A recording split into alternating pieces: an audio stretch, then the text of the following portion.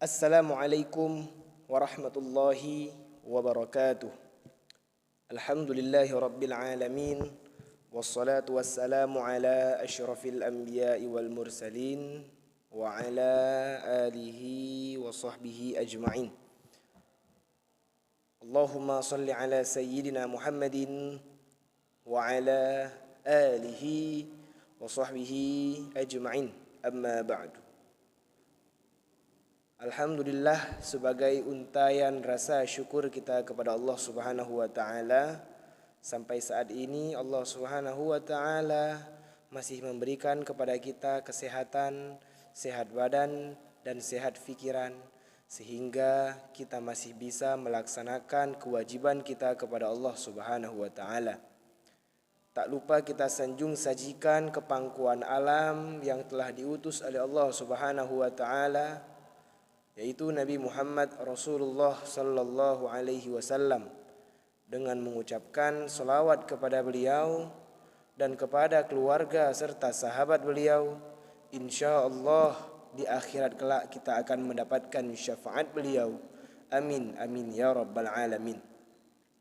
Saudaraku dimanapun anda berada yang dimuliakan oleh Allah Subhanahu wa ta'ala, suatu kisah yang menarik perhatian saya untuk menceritakan kepada anda semua.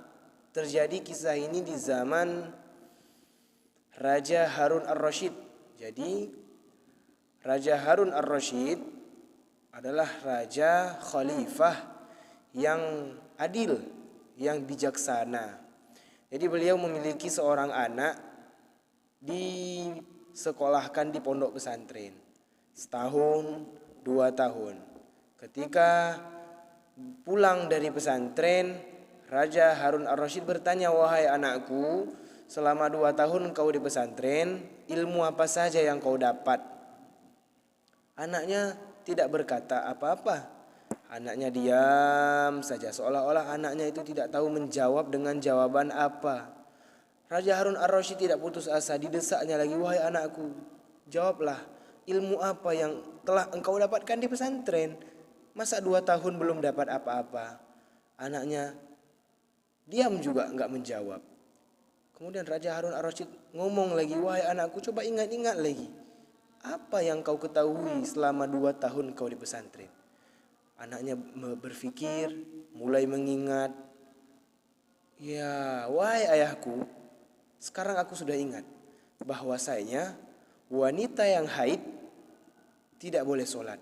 Mendengar jawaban seperti itu, Raja Harun ar-Rasyid sangat gembira.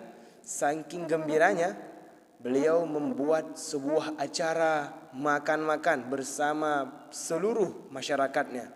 Seluruh aparatur, seluruh masyarakat, seluruh petinggi-petinggi desa diundang untuk makan bersama di kerajaannya, dalam rangka bersyukur akan ilmu yang telah Allah berikan kepada anaknya. Sehingga pada akhir kisah, anaknya menjadi seorang ulama yang faqih dalam akidah, dan ilmu fikihnya itu sangat luar biasa, diakui di zamannya. Nah, dan kisah kedua terjadi beberapa tahun setelah Rasulullah sallallahu alaihi wasallam wafat. Beberapa masa setelah Rasulullah sallallahu alaihi wasallam wafat, suatu guru memiliki seorang murid. Muridnya ini memiliki seorang ayah yang hobinya itu membangkang kepada guru anaknya.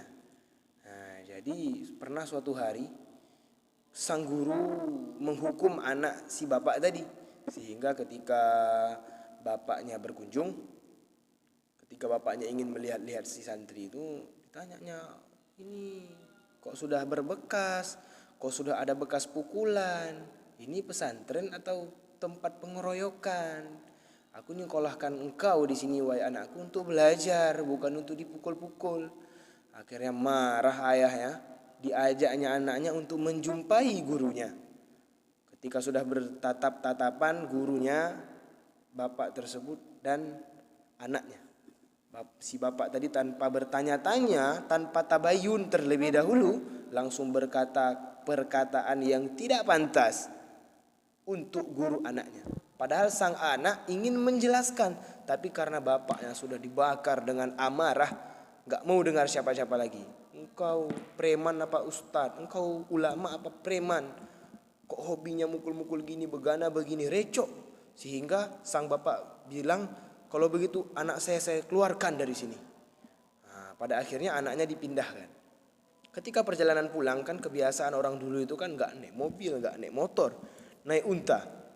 Pulanglah dari pesantren si bapak dan anaknya tadi membawa barang-barang. Di pertengahan jalan, si bapak nanya sama anaknya, "Wahai anakku, berapa lama engkau di pesantren?" "Sudah 2 tahun ayah." "Ilmu apa saja yang kau dapat?" "Boleh ayah tanya apa saja? Insya Allah kalau aku bisa aku jawab ayah." Kalau begitu ayah mau bertanya, waktu haid wanita berapa lama?" "Paling cepat 1 hari, paling lama 15 hari. Kalau di atas 15 hari maka itu bukan darah haid, melainkan darah penyakit ayah." Ayahnya kagum, bisa juga dia jawabnya. Ditanyanya lagi, "Berapakah rukun wudhu?" Anaknya menjawab, "Rukun wudhu ada 6 ayah, 2 yang tidak basah dan 4 yang basah. Pertama adalah niat, yang kedua membasuh wajah dari ujung telinga kanan sampai ujung telinga kiri, dari ujung tumbuh rambut atas sampai ujung dagu. Kemudian membasuh tangan hingga siku dengan merata, kemudian membasuh rambut, kemudian mencuci kaki hingga mata kaki. Dan yang keenam tertib." Ayahnya kagum, ayahnya tak menyangka gitu bahwa ilmu anaknya itu banyak. Ayahnya nanya, anaknya selalu bisa jawab. Pertanyaan-pertanyaan yang menjebak anaknya juga bisa jawab. Pada akhirnya dalam hati ayahnya nyesal karena telah mengeluarkan anaknya dari pesantren tadi.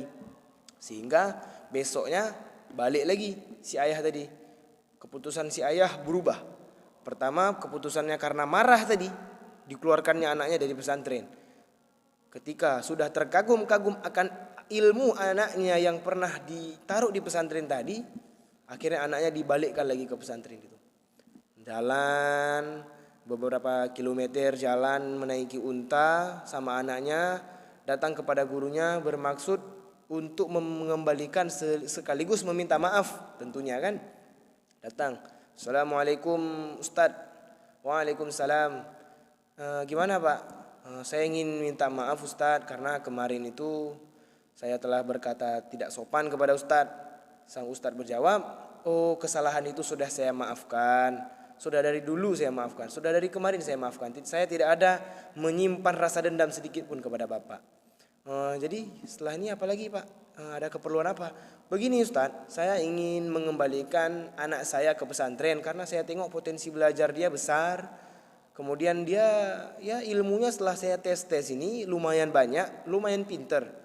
Tapi apa kata sang guru tadi? Oh, mohon maaf Pak. Saya mohon maaf sebesar-besarnya." "Loh, kenapa Pak Ustadz?" "Anak Bapak hatinya telah Allah tutup dari ilmu karena perkataan Bapak yang tidak memiliki adab kepada guru anak Bapak sendiri. Karena itu hati anak Bapak setelah Allah tutup, tidak bisa masuk ilmu lagi." Mendengar perkataan itu sang ayah menyesal, sang ayah menangis dan anaknya dibawa pulang. Nasi sudah menjadi bubur, penyesalan selalu datang terakhir kali. Nah, hikmah di balik itu adalah kepada kita yang ada anaknya kita sekolahkan di pesantren, harap bersyukur kepada anak kita, bersyukur akan ilmu yang telah didapat oleh anak kita. Contohnya ya seperti Raja Harun ar-Rasyid tadi, walaupun anaknya ditanya berulang kali tidak tahu jawab apa-apa. Taunya cuman orang haid tidak boleh sholat, wanita haid tidak boleh sholat. Tapi beliau bersyukur, buat acara megah-megah, undang orang ramai-ramai. Dengan syukur itulah Allah membalas dan membuat anak kita ataupun membuat sanak saudara kita menjadi orang hebat. Sebaliknya, kisah yang kedua tadi, anak kita pintar, anak kita cerdik, anak kita rajin, anak kita baik. Tapi karena perkataan kita yang tidak memiliki adab dan adat kepada guru anaknya, maka Allah Subhanahu wa taala akan menutup pintu ilmu dalam hati anak tersebut. Nah, ternyata ilmu itu tidak 100% datang dari guru. Nah, ada beberapa persen ilmu itu datang dari orang tua. ketika orang tua memiliki adab dan adat kepada guru anaknya, maka insya Allah anaknya akan mudah dalam menuntut ilmu. Semoga kita digolongkan dalam kelompok orang-orang yang baik dan dijauhi dari segala hal-hal yang tidak kita inginkan, serta kita berdoa agar anak kita suatu saat nanti akan menjadi anak yang soleh dan bisa membanggakan orang tuanya, keluarganya, serta nusa dan bangsanya. Amin, amin ya rabbal alamin. Sekian yang dapat saya sampaikan, semoga selalu bermanfaat, khususnya bagi diri saya sendiri, karena diri saya sendiri pun masih banyak sekali kekurangan dan kesalahan. Wabillahi taufik wal hidayah. Wassalamualaikum warahmatullahi wabarakatuh.